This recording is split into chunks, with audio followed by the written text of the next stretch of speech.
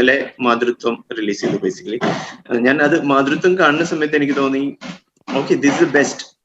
Actually അങ്ങനെയാണോ എന്ന് എനിക്കറിയില്ല. പക്ഷെ ഞാൻ പിന്നീട് ഞാൻ രാത്രി ഐ സോ ബാല്യം, കൗമാരം, യൗവനം ഒക്കെ കണ്ടു. ഓരോന്ന് കാണുന്ന സമയത്ത് എനിക്ക് തോന്നി ഇതാണല്ലോ നല്ലത്. അപ്പോ സോ പെണ്ണാൾ എന്ന് പറയുന്ന കോൺസെപ്റ്റ് പറഞ്ഞ പോലെ എനിക്ക് തോന്നുന്നു ഇങ്ങനെ ഒരു മ്യൂസിക് സീരീസ് അറ്റ്ലീസ്റ്റ് മലയാളം മ്യൂസിക്കിലും അല്ല, എനിക്ക് തോന്നുന്നു ഇന്ത്യയിൽ തന്നെ അങ്ങനെയൊന്നും പറഞ്ഞു കേട്ടില്ല. അതായത് ഇങ്ങനെ ഒരു സീരീസ് ആയിട്ട് ഇപ്പൊ ഒരു പാട്ടില് പല സ്റ്റേജസ് പറഞ്ഞു കണ്ടിട്ടുണ്ട്, അല്ലെങ്കിൽ ഷോർട്ട് ഫിലിം ആയിട്ടോ അല്ലെങ്കിൽ പല രീതിയിലും ഒരു പ്രോഡക്റ്റ് എടുത്തിട്ട് അതില് ഒരു വിവിധ ഭാവങ്ങൾ കാണിക്കുന്നുണ്ടിട്ടുണ്ട്. പക്ഷെ ഇങ്ങനെ ഓരോ സ്റ്റേജ് ഓരോ പാട്ടായിട്ട് ഒരു സീരീസ് ആയിട്ട് കണക്ട് ചെയ്തിട്ട് എന്നാൽ ഒരു പാട്ടിന് മറ്റേ പാട്ടിന്റെ സപ്പോർട്ട് വേണ്ട, തനിയെ നിലനിൽക്കാവുന്ന പാട്ടുകളാണ്. അല്ലാതെ you don't watch the previous one two understand this, അങ്ങനെ അല്ല. സീരീസ് ആണെന്ന് പറഞ്ഞാലും അതിലെ കണ്ണികളാണെങ്കിലും ഓരോന്നിനും അതിൻ്റെതായ ഐഡന്റിറ്റി ഉണ്ട്.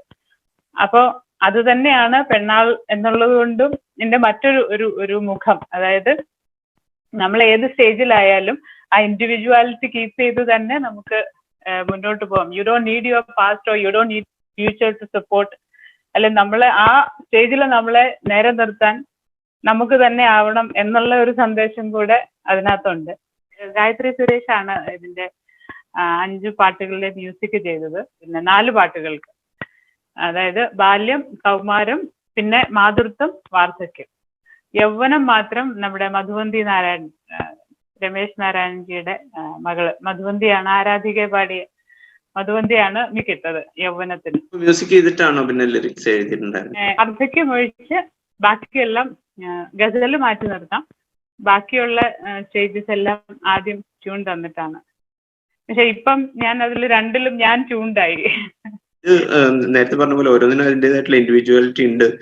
പക്ഷെ അത് അത്രത്തോളം ചാലഞ്ചിങ് ആണ്. ഓക്കെ, അത് അത്രയും നന്നായി, അപ്പൊ അതിനേക്കാൾ ബെറ്റർ ആക്കണം. മാതൃത്വം is like people have started embracing. മാതൃത്വത്തിന്റെ ഒരു പ്രത്യേകത ഇപ്പൊ എല്ലാരും പറഞ്ഞു ദിസ് ഇസ് ദ ബെസ്റ്റ് എന്ന് പറഞ്ഞിട്ടുള്ള മെസ്സേജ് ആണ് ഇപ്പൊ കൂടുതലും വരുന്നത്. പക്ഷെ എനിക്ക് തോന്നുന്നത് ഒരു സബ്ജക്റ്റിന്റെ പ്രത്യേകതയും കൂടെയാണ്.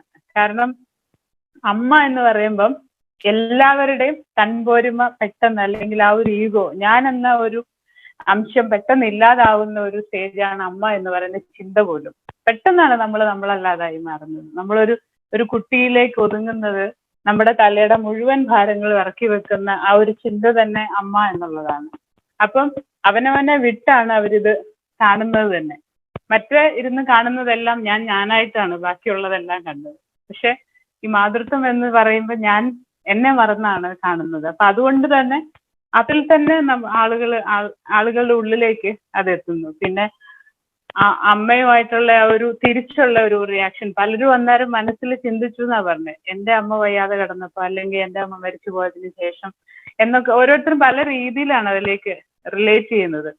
അപ്പൊ ആ ഒരു സബ്ജക്റ്റിന്റെ പ്രത്യേകതയും കൂടെ ഉണ്ട്. ആളുകളിലേക്ക് ഇത് കൂടുതൽ വളരെ ഇങ്ങനെ പെട്ടെന്ന് വലിയ വലിയ ചലഞ്ചസ് ഒന്നും ഇല്ലാതെ അകത്തേക്ക് കയറിപ്പോവാൻ പറ്റിയത് ആ ഒരു സബ്ജക്ട് തന്നെയാണ്. ഇനിയിപ്പോ ഗസലും അതും വിഷ്വലൈസേഷൻ ആലോചിക്കണം. അടുത്ത പ്രൊജക്ട് എന്താണ്? ഇത് ഗസലും വാർദ്ധക്യം ചെയ്യുന്നത് തന്നെ നല്ലൊരു പണിയുണ്ട്. വാർദ്ധക്യം ഞാൻ വിചാരിച്ചത് ഒരു ആഘോഷമായിട്ട് തന്നെ ചെയ്യാന്ന് വിചാരിക്കുന്നുണ്ട്. അത്രേ മാത്രമേ ഇപ്പൊ ചിന്തയുള്ളൂ. കാരണം വാർദ്ധക്യം എന്ന് പറയുന്ന എല്ലാം വിട്ടുപോകാനുള്ള സമയമല്ല. ഞാൻ വരികൾ എഴുതിയിരിക്കുന്നതും അങ്ങനെ തന്നെയാണ്. അതുപോലുള്ള നമ്മുടെ ജീവിതത്തെ ചേർത്തിച്ച് ആഘോഷമായിട്ട് തന്നെ മുന്നോട്ട് പോകാനാണ്. അല്ലാതെ കാലം നീട്ടിയിരിക്കേണ്ട ഒരു കാലമല്ല വാർദ്ധക്യം എന്നുള്ള ഒരു തിരിച്ചറിവിലേക്ക് എത്തിക്കാനാണ്. നമ്മുടെ അവസാന ശ്വാസം വരെ നമുക്ക് എണീറ്റ് നിൽക്കാൻ പറ്റുന്നവരെ ഏറ്റവും പോസിറ്റീവായിട്ടും ആക്റ്റീവായിട്ടും ഇരിക്കുക എന്നുള്ളത് തന്നെയാണ് എന്റെ ചിന്തയും തന്നെയാണ് ഞാൻ അതിലൂടെ പറയാൻ ഉദ്ദേശിക്കുന്നത്.